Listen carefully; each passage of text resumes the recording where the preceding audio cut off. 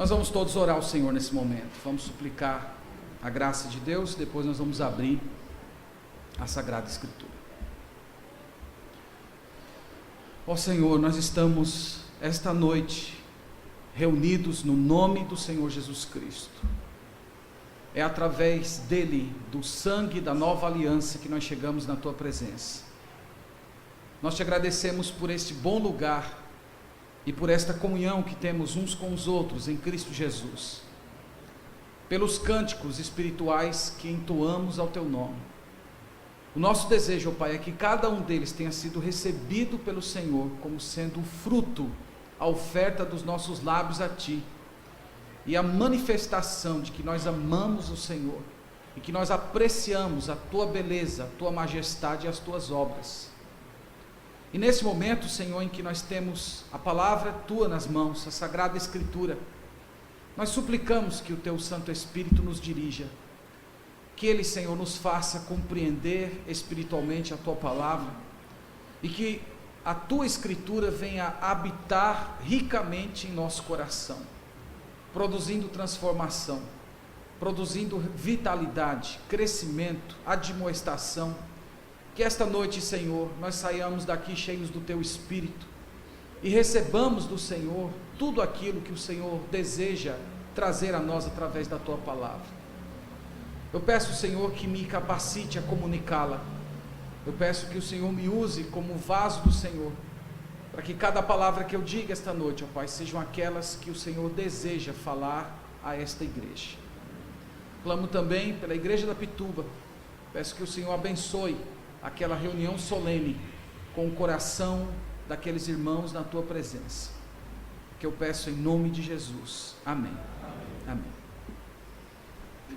Eu pedi licença ao pastor Jusilê, ontem combinei com ele de trazer uma mensagem bem mais voltada para a família, e hoje trazer uma meditação de um caráter um pouco mais geral, mas evidentemente envolve também a nossa família. Nós vamos falar esta noite a respeito de batalha espiritual. Mas primeiro deixe-me definir o que eu quero dizer com batalha espiritual. Eu não quero dizer batalha espiritual naquele sentido em que as pessoas têm falado hoje, de você amarrar o diabo. Você tem que amarrar o diabo, você tem que prender o diabo. A Bíblia nunca mandou a gente amarrar o diabo. A Bíblia mandou a gente resistir e ele fugir. Então não é para amarrar, ter ele perto de você, mas é para ele fugir de você. Na verdade, o diabo foi amarrado pelo Senhor Jesus. Aquele mais valente que entrou na casa do valente, o amarrou, e hoje a tarefa da igreja é apenas saquear a casa dele. Então nós não amarramos o diabo, e nós não queremos falar disso.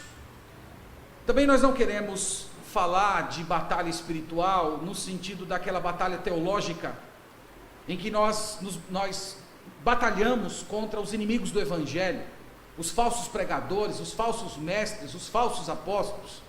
Nós não queremos falar disso. Na verdade, irmãos e irmãs, queremos falar da batalha espiritual, a mais difícil que nós enfrentamos. É aquela batalha em que nós lutamos contra nós mesmos. É aquela batalha que acontece no nosso íntimo, que acontece todos os dias no nosso coração, em que temos o Espírito Santo de Deus, mas ao mesmo tempo tem um outro princípio, que a Bíblia chama de carne, e esse princípio nos puxa para viver distante de Deus, desobedecer e não ter crescimento em graça. Então, para pensarmos esse assunto, eu quero convidar todos vocês ao texto sagrado, na carta de Paulo aos Gálatas, capítulo 5. Vamos todos ficar em pé para fazer essa leitura. Vocês vão ficar sentados pelas próximas 2 horas, então vocês precisam descansar um pouco.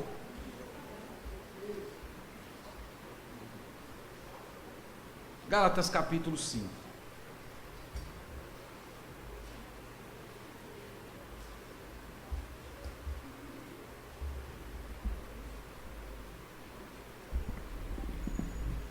Gálatas capítulo 5, verso 16 até o fim do capítulo. A Sagrada Escritura nos diz assim: digo, porém, andai no Espírito, e jamais satisfareis a concupiscência da carne, porque a carne milita contra o espírito, e o espírito contra a carne, porque são opostos entre si, para que não façais o que porventura seja do vosso querer. Mas se sois guiados pelo Espírito, não estáis sob a lei. Ora, as obras da carne são conhecidas, e são prostituição, impureza, lascívia, idolatria, feitiçarias, inimizades, porfias, ciúmes, iras, discórdias, dissensões, facções, invejas, bebedices, glutonarias e coisas semelhantes a estas, a respeito das quais eu vos declaro, como já outrora vos preveni, que não herdarão o reino de Deus os que tais coisas praticam. Mas o fruto do Espírito é amor, alegria, paz, longanimidade, benignidade, bondade, fidelidade, mansidão, domínio próprio. Contra estas coisas não há lei. E os que são de Cristo Jesus crucificaram a carne com as suas paixões e concupiscências. Se vivemos no Espírito, andemos também no Espírito. Não nos deixemos possuir de vanglória, provocando uns aos outros, tendo inveja uns dos outros. Amém. Amém. Sentai, irmãos e irmãs.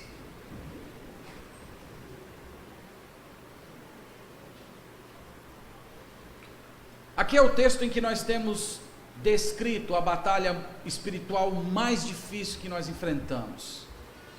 A batalha a qual lutamos contra nós mesmos. Há um certo grupo de pessoas, especialmente descendentes de algumas igrejas wesleyanas e movimento pentecostal, que não acredita nessa batalha espiritual. Eles acreditam na chamada perfeição, isto é, a conversão produz em você uma perfeição de caráter tal que você não precisa de santificação, você já é santificado no momento da sua conversão, então não existe uma luta espiritual. Talvez esse não seja o nosso caso. Talvez o nosso caso seja bem diferente. Há um grupo muito grande de pessoas que até acredita que existe uma batalha espiritual. Mas essas pessoas vivem como se essa batalha não ocorresse. Elas ignoram os meios que o Espírito Santo nos concede para vencer, para subjugar o pecado. É como se nos acostumássemos com o pecado, nós tratássemos, não, nós nos apegássemos ao fato, não, nós somos pecadores mesmo, nós desobedecemos a Deus. Então você ignora a batalha espiritual que ocorre em você, você ignora o fato de que é o desejo de Deus que você seja um vencedor, e por ignorar tudo isso, você acaba deixando de lado as armas que o Espírito Santo lhe dá para você vencer, e você termina a sua vida vencido em pecados e vícios, tendo uma vida cristã medíocre, quando na verdade você poderia viver na presença de Deus e ter uma grande comunhão com Ele. Mas a grande verdade, irmãos, é que há uma batalha, nós estamos nela. Mesmo que você chegou aqui essa noite e não pense nisso, você está numa batalha espiritual, numa batalha com você. E nesta noite eu quero, nesta passagem que lemos, destacar 5 palavras. Estas 5 palavras, elas indicam como deve se desenrolar o processo de santificação em nossa vida. O propósito da nossa mensagem essa noite é mostrar para você que você pode ser vencedor, que é o desejo de Deus que você vença, que você não pode se acomodar e dizer, esse tipo de pecado aqui eu vou ter que conviver com ele o restante da minha vida, porque é impossível eu vencer isso. O propósito da nossa pregação hoje é mostrar para você, através da Escritura, que você pode vencer, que você pode passar por cima, que submetendo-se ao Espírito Santo, você pode ser vencedor, subjugar o seu pecado e ter um grande crescimento em santidade na presença do Senhor. Então vamos ver aqui, vamos investigar no texto sagrado, qual é o segredo para você ser vencedor. A primeira palavra está no versículo 16. Olhe comigo, por favor. No verso 16 temos: digo, porém, andai no Espírito, e jamais satisfareis a concupiscência da carne. A palavra que eu quero destacar aqui é a palavra andai. O primeiro segredo de vitória sobre o pecado está nessa palavrinha, andai. Irmãos, a nossa vida física, ela depende de certos processos para que a gente continue vivendo. Há uma energia dentro de nós que ela faz com que o nosso coração bombeie, e esse coração espalha o sangue que vai acabar abastecendo os trilhões de células que temos dentro do nosso corpo. E enquanto essa energia está fluindo dentro do nosso coração, nós estamos vivos. É mais ou menos a ideia que Paulo tem em mente aqui. Tem uma força dentro de você, tem uma energia dentro de você, e essa energia aqui é traduzida por essa expressão, andai. Essa palavra andai, na língua original, ela indica movimento, é a ideia de você caminhar, é a ideia de você ir e voltar, entrar e sair, é a ideia de uma atividade. Então o texto está falando que o Espírito Santo de Deus, essa energia espiritual, quando eu falo energia aqui, não entenda energia no sentido dos testemunhos de Jeová, porque o Espírito Santo é uma pessoa, mas eu estou falando do próprio poder do Espírito Santo atuando dentro de você. Esse Espírito Santo movimenta a sua vida, esse Espírito Santo faz o poder fluir dentro de você. Então é assim que ele está dizendo que nós vivemos, e ele diz que se essa força, essa energia, essa pessoa, esse Espírito Santo, ele está fluindo dentro de você, ele está movimentando a sua vida, ele está caminhando com você, ele diz: você jamais satisfará a concupiscência da sua carne. Concupiscência aqui é desejo, e carne aqui indica o nosso ser pecaminoso, o nosso eu pecaminoso, o velho Adão que vive dentro de nós. Então ele diz: se o Espírito Santo está vivo dentro de você, se o Espírito Santo é atuante dentro de você, se a energia que está fazendo a sua vida espiritual movimentar, essa energia é produzida pela terceira pessoa da Santíssima Trindade, o Espírito Santo, você vai vencer todos os desejos malignos do velho Adão. O segundo Adão, que é Cristo, ele vence o primeiro Adão através do Espírito Santo. Então ele fala isso. E ele diz, no versículo 17, a batalha que nós estamos, porque a carne milita contra o Espírito, e o Espírito contra a carne, porque são opostos entre si, para que não façais o que porventura seja do vosso querer. Aqui nós temos a batalha descrita, o Espírito e a carne. Novamente eu repito, carne na Escritura não é matéria, não é corpo. Lembra que Jesus Cristo teve um corpo, ele teve um corpo santo, ele continua tendo corpo ainda hoje, e um dia nós teremos um corpo santificado. Carne aqui indica a nossa natureza, aquilo que nós somos na nossa essência natural. Carne é a disposição interior de rejeitar Deus, de viver longe de Deus, de abraçar o pecado, de se satisfazer no pecado.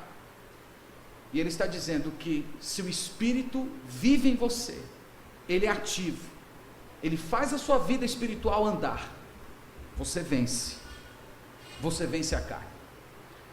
E sabe qual é o resultado disso? O resultado é que você se torna como Cristo.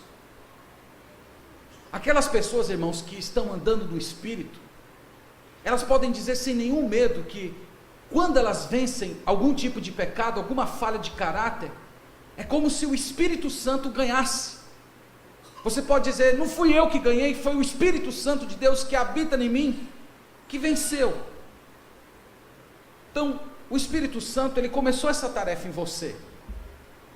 Esse processo que ele está guiando a sua vida tem um propósito. O propósito é fazer você ser que nem Jesus. E ele está fazendo isso quando você anda nele.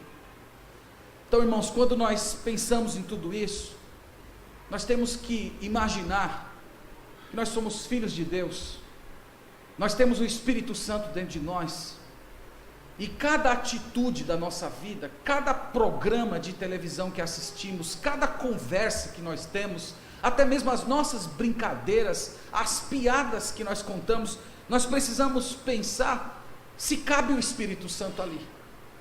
Essa pessoa maravilhosa que vive dentro de nós, que faz esse poder fluir dentro do nosso coração, se ele se sente bem com as pessoas que nós conversamos, o conteúdo das nossas conversas, o meio social que vivemos.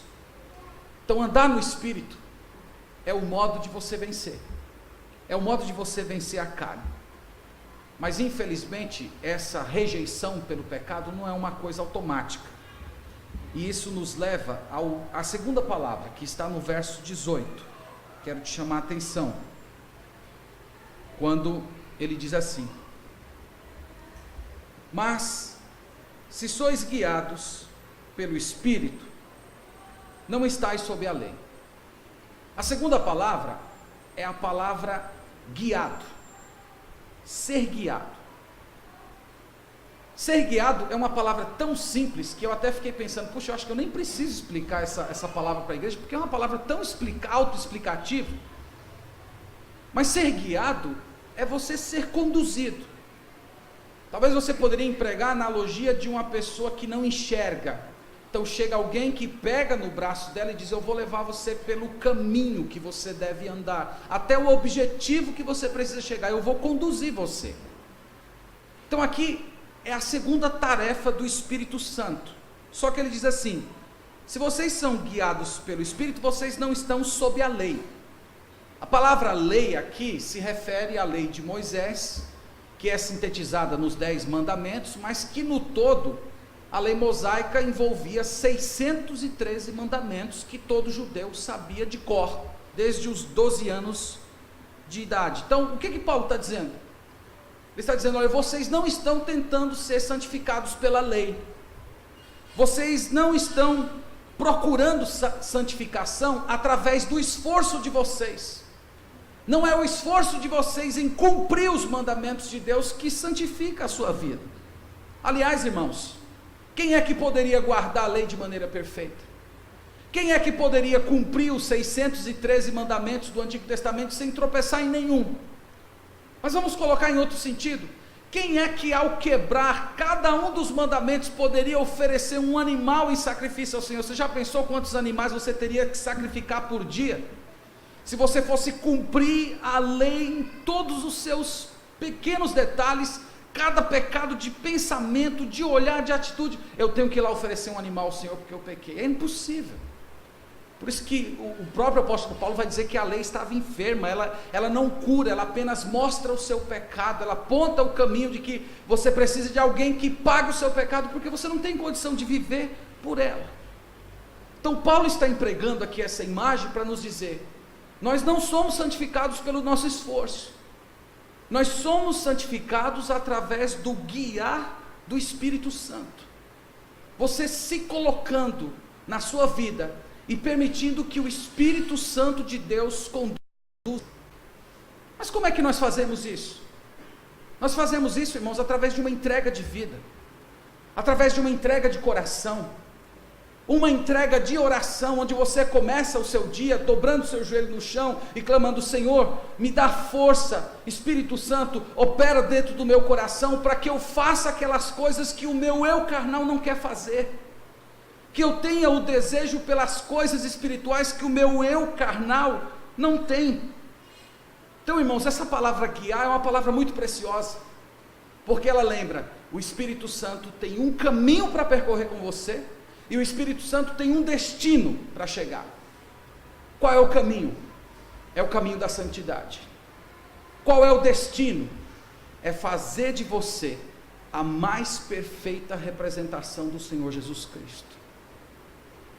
Pense em você como se fosse uma pedra bruta, e o trabalho do Espírito Santo é talhar você, é talhar naquela pedra uma bela representação. É por isso que você está vivo hoje sentado aqui. Porque se Deus já tivesse completado essa obra, se Deus através do Espírito Santo já estivesse talhado você, transformado você numa perfeita representação do Espírito Santo, Ele já teria levado você desse mundo para a glória, porque você nem se sentiria mais à vontade aqui, você está tão parecido com Cristo, que você seria feliz vivendo ao lado dEle. Então o Espírito Santo está fazendo isso, Ele está guiando você, e através desse guiar, tudo muda na sua vida. O seu caminho, o seu pensar, o seu se relacionar com as pessoas, tudo isso vai mudando. Aqueles relacionamentos que você tinha na sua vida, que antes eram marcados pelos desejos da carne, agora eles são marcados pelo desejo do Espírito Santo. Próximo versículo, verso 19, ele nos fala como é que a carne funciona. Veja aí comigo, por favor, verso 19. Ele diz: ora, as obras da carne são conhecidas e são prostituição, impureza e lascívia. Note que as três primeiras palavras que são descritas para falar dos pecados da carne, são pecados de natureza sensual. A palavra prostituição é uma palavra bem ampla, que é a palavra porneia, e ela pode ser traduzida por imoralidade, e ela envolve todo tipo de imoralidade na Bíblia. A palavra impureza, ela é utilizada no Novo Testamento também de várias maneiras, e uma delas é para falar do relacionamento sensual entre pessoas que não são casadas, aquilo que nós chamamos de fornicação. E a terceira palavra, lascívia, é uma palavra que fala de um desejo descontrolado, absoluto, que toma de conta da sua vida, e é a palavra que mais se aproxima daquele pecado chamado pecado de pornografia. São três palavras que distorcem o ideal de Deus para o relacionamento entre o casal. Desses três pecados, por incrível que pareça, a última estatística que li, fala que os evangélicos, eles estão caindo mais no pecado da pornografia. Há muitos anos atrás, você ter acesso a material pornográfico era muito difícil, mas hoje são mais de 250 milhões de sites pornográficos na internet, que você está à conveniência de um clique na sua casa. E muitos estão caindo nisso, muitos estão bebendo dessa sujeira, muitos estão maculando a sua alma, destruindo sua comunhão com Deus, prejudicando seu casamento, prejudicando seu namoro, porque estão comendo, bebendo dessa comida podre. Esses três pecados, eles destroem você, ele causa infelicidade à sua vida, infelicidade às pessoas que estão ao seu redor, e o pior de tudo, irmãos, ele destrói a sua comunhão com Deus, ele faz com que você seja um crente quase parecido como Ló, conforme falamos na última noite. Se você está caindo em qualquer um desses pecados, do verso 20 também, idolatria, ciúme e tantos outros pecados, a avaliação que o Espírito de Deus está fazendo de você é que você não está sendo guiado pelo Espírito. Porque se você está sendo guiado pelo Espírito, se o Espírito Santo está pegando você pelo braço e ajudando você a caminhar pela sua vida cristã, todos esses pecados aqui são vencidos.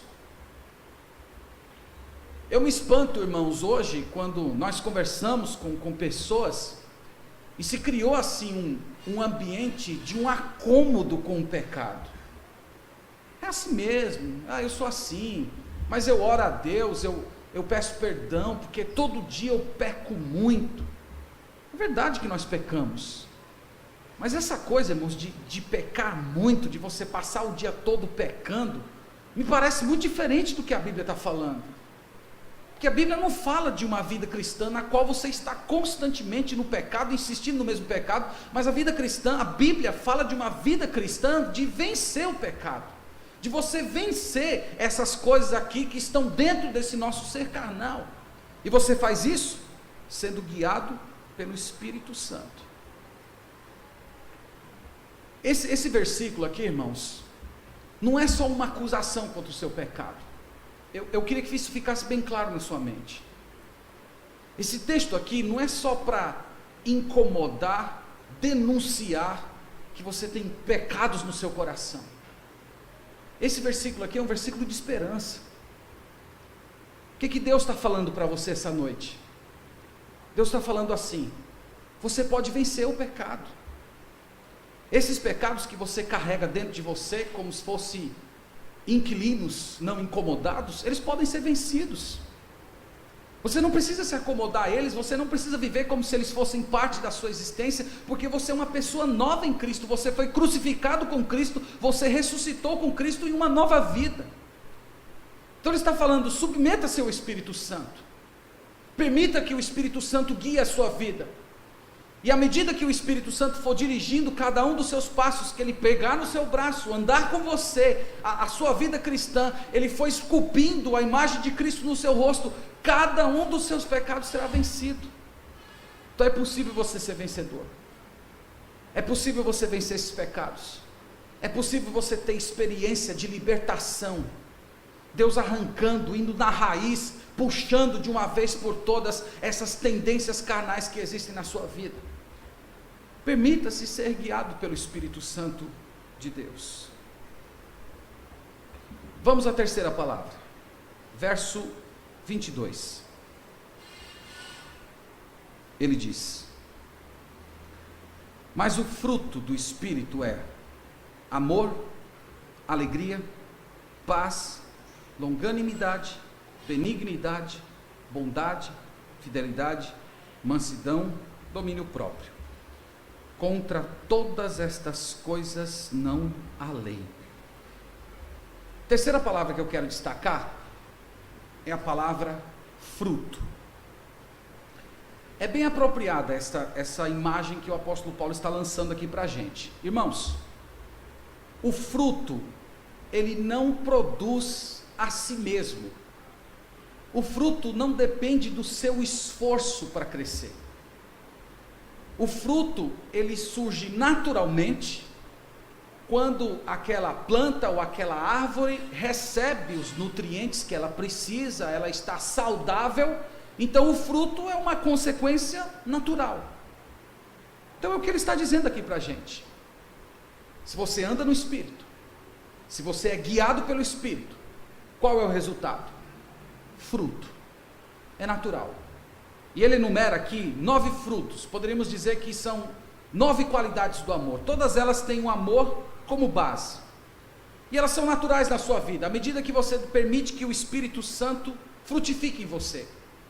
Do mesmo jeito que você não faz esforço para fisicamente crescer, o crescimento é uma coisa natural se você está sendo nutrido, você também não faz esforço para produzir o fruto, porque o fruto quem produz é o Espírito em você, ele cresce naturalmente.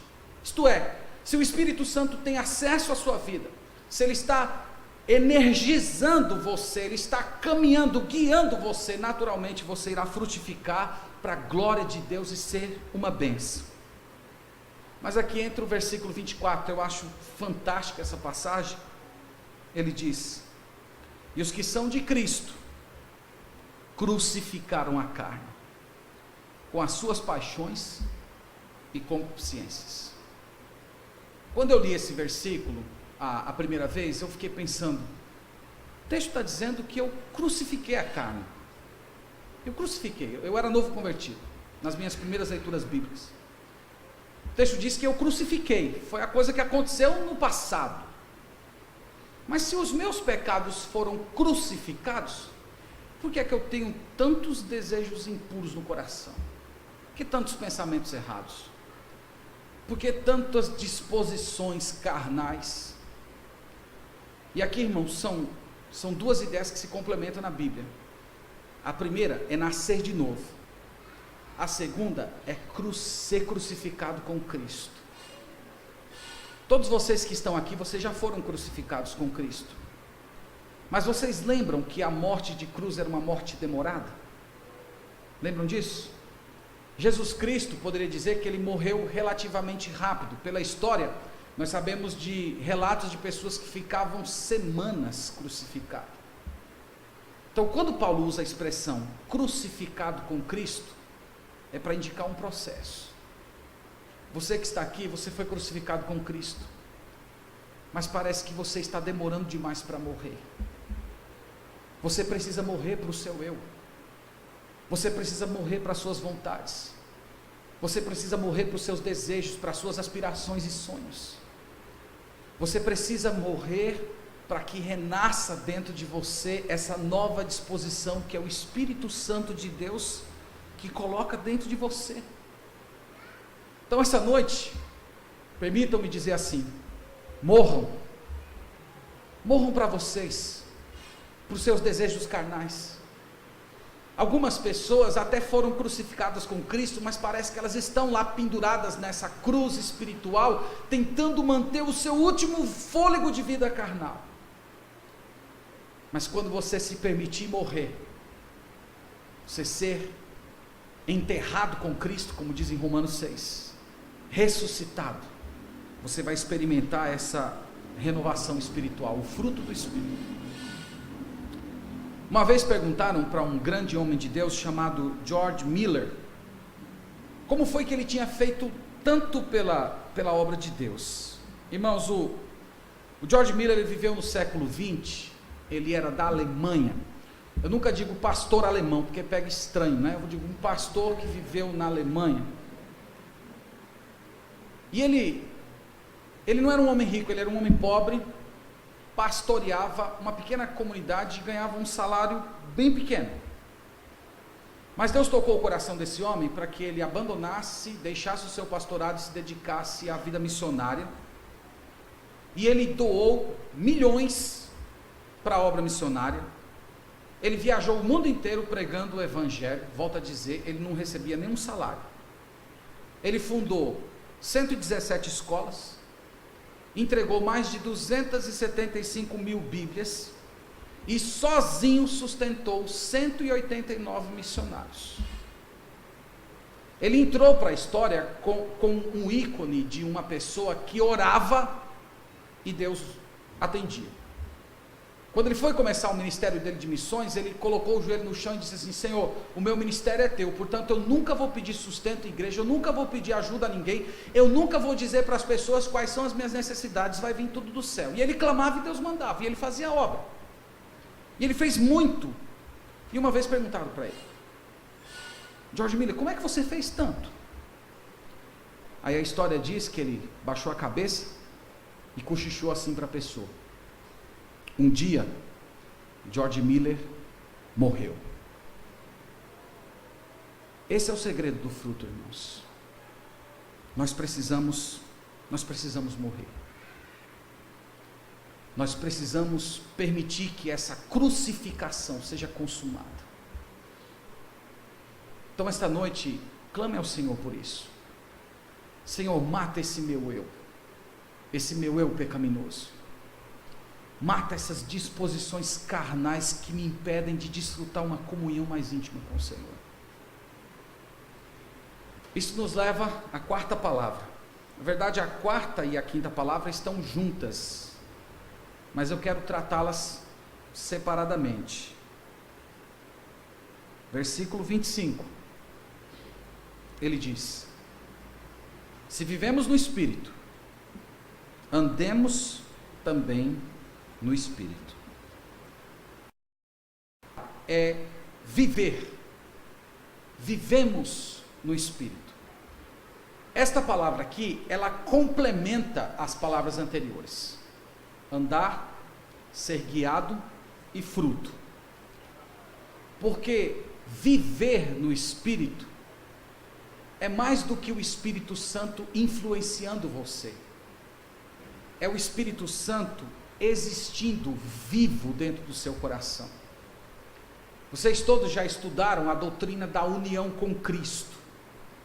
No momento da conversão, nós somos juntados, unidos numa vida com o Senhor Jesus Cristo. A vida dele é colocada pelo Espírito Santo dentro do meu coração, de maneira que eu posso dizer: Cristo vive em mim. Isto é viver no Espírito. Então, Paulo vai um pouco mais adiante aqui.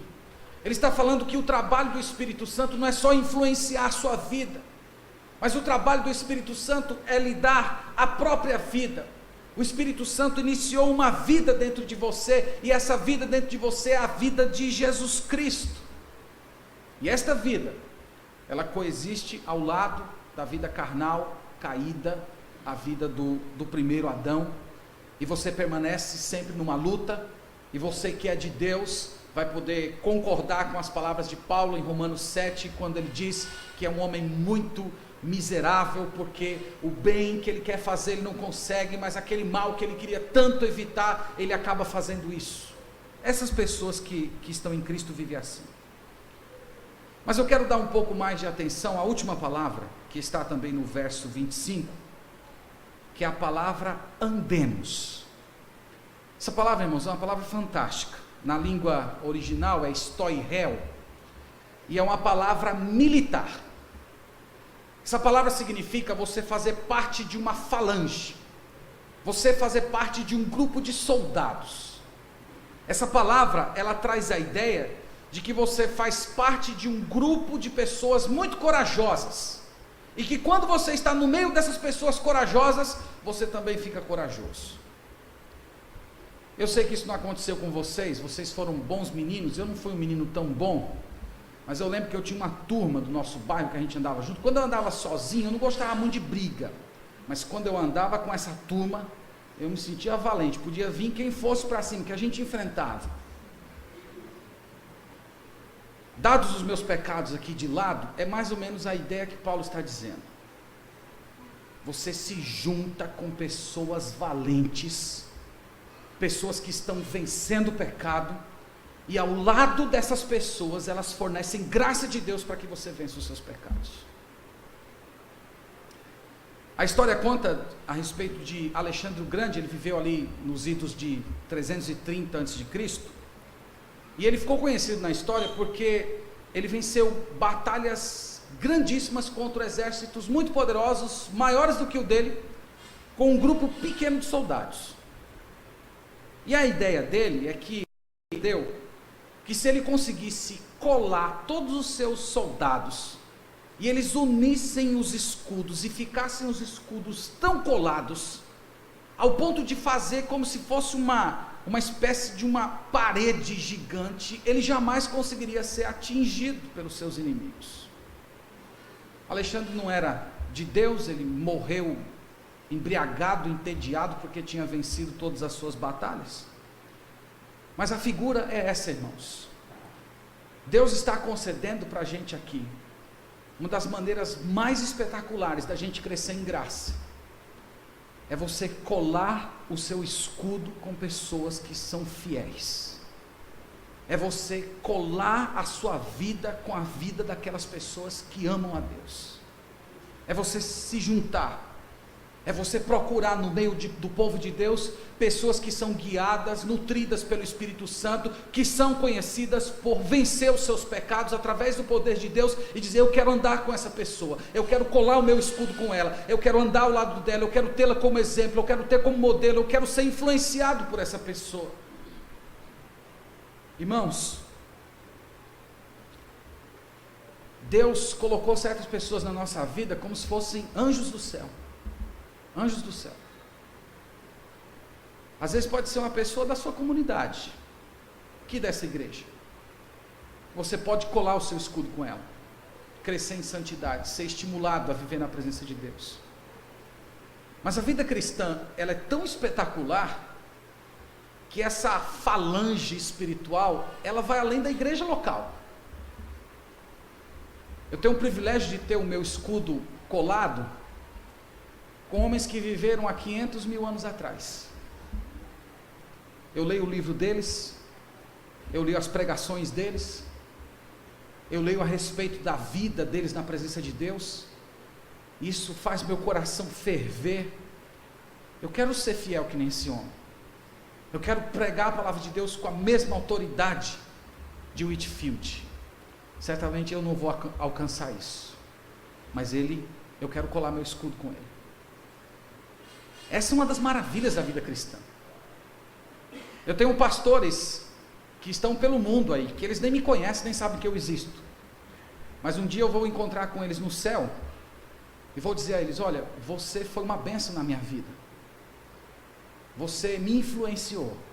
São pastores que estão na outra América e que eu tenho acesso aos livros deles, das pregações que eu ouço deles na internet, e quando eu ouço eu colo meu escudo com eles. Eles nem sabem da minha existência, mas um dia eu vou agradecer a eles.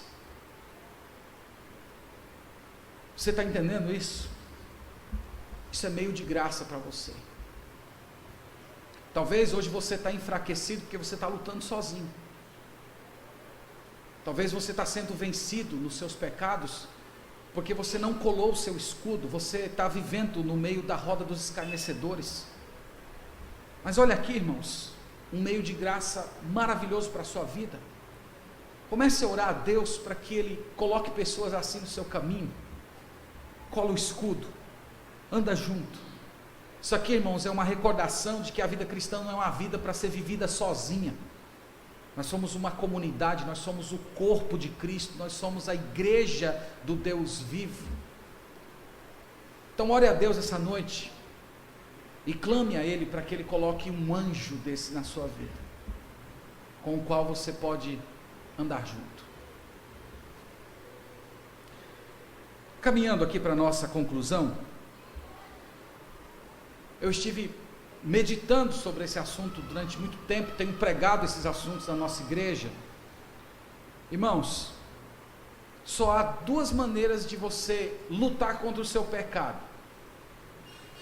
A primeira maneira, eu vou chamar de estoica. Não sei se você conhece o significado da palavra estoica.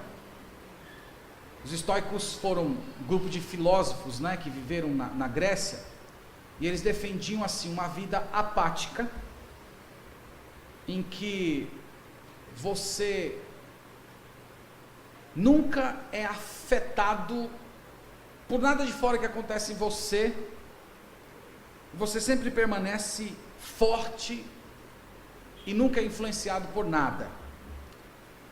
Então, quando alguém diz assim, fulano tem uma paciência estoica, quer dizer que a paciência dele nunca é balançada. Aquela pessoa sempre é paciente, ela nunca se estoura.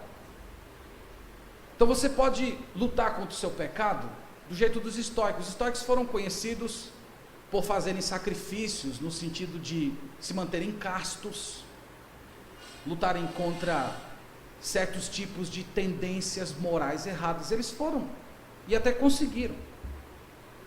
E eu entendo que tem muita gente na igreja de Deus que está tentando lutar contra o pecado com a sua própria força. E eu até queria te dizer que é possível você até conseguir vencer alguns pecados, mas o problema é que nesse processo de você vencer o pecado, o nome de Deus não é glorificado. O que é glorificado é o seu orgulho. Você vai poder olhar para você e dizer assim, eu venci essa tentação, eu tive força, eu me determinei, eu fui disciplinado, eu consegui. Então se você está lutando contra o seu pecado na sua própria força, a glória não vai para Deus, a glória vai para você. Então você pode até ser vencido por certos pecados, mas você vai ser traído pelo orgulho e você vai acabar tropeçando nos pecados da carne do mesmo jeito. Então é uma tentativa frustrada. Uma outra coisa que vale a pena colocar é que o pecado é sempre uma promessa de prazer.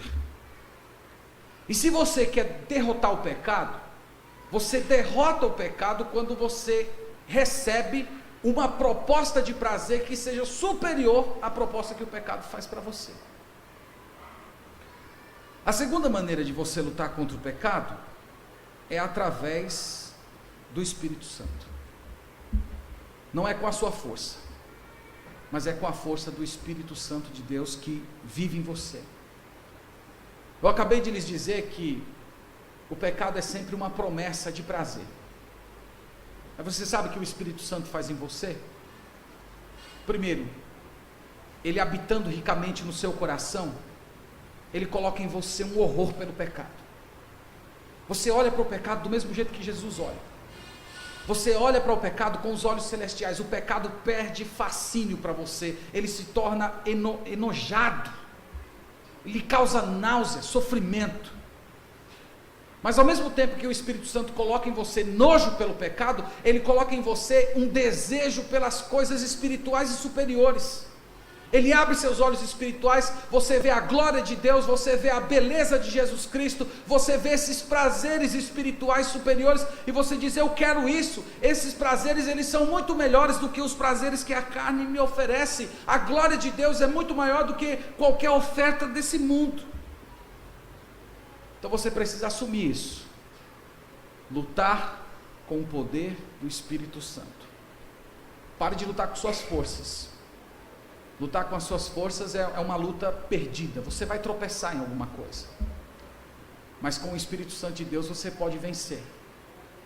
E nesta noite eu mostrei para vocês 5 palavras, essas 5 palavras, elas indicam o caminho de você andar na presença de Deus e ter uma vida vitoriosa, ter uma vida pura diante de Deus, caminhando com Deus, andando no Espírito, sendo guiado pelo Espírito Santo, o Espírito Santo produzindo fruto em você, indo para o seu trabalho, voltando para o seu trabalho, andando, dirigido, produzindo fruto, e finalmente você alinhando o seu escudo com outras pessoas que são valentes na luta contra o pecado, para tornar você valente também. Então eu concluo desejando que essa seja a verdade de Deus na vida dessa igreja, na vida de todos vocês hoje, que vocês vençam os seus pecados. Deus chamou você para você ser um vencedor, Ele não chamou você para viver derrotado nos seus pecados e vícios. Portanto, se humilhe essa noite na presença de Deus, coloque-se sob a influência do Espírito Santo, e Deus vai fazer grandes maravilhas na sua vida. Amém? Vamos orar ao Senhor. Nós estamos reunidos, ó Pai, na Tua presença, e nós compreendemos a Tua palavra. Nós reconhecemos que tantas vezes, ó Deus, nós temos tentado vencer com a nossa força, com a nossa disciplina, com a nossa ousadia. E nós estamos aqui esta noite, Senhor, para pedir e nos colocar sob a influência do Espírito Santo. Faz-nos, Senhor, andar no Espírito, ser guiados pelo Espírito, produzir fruto, vivendo, andando, colando o escudo com tantas pessoas. Nós não queremos, ó Deus, viver derrotados pelo pecado, viver em vícios, viver nutrindo as obras da carne no coração, mas nós queremos, ó Pai, viver para a Tua glória. Nós queremos ter uma vida vitoriosa. Nós queremos, ó Senhor, que Tu olhes lá do céu e veja o Espírito Santo fazendo, operando, talhando a imagem do Senhor Jesus na nossa face.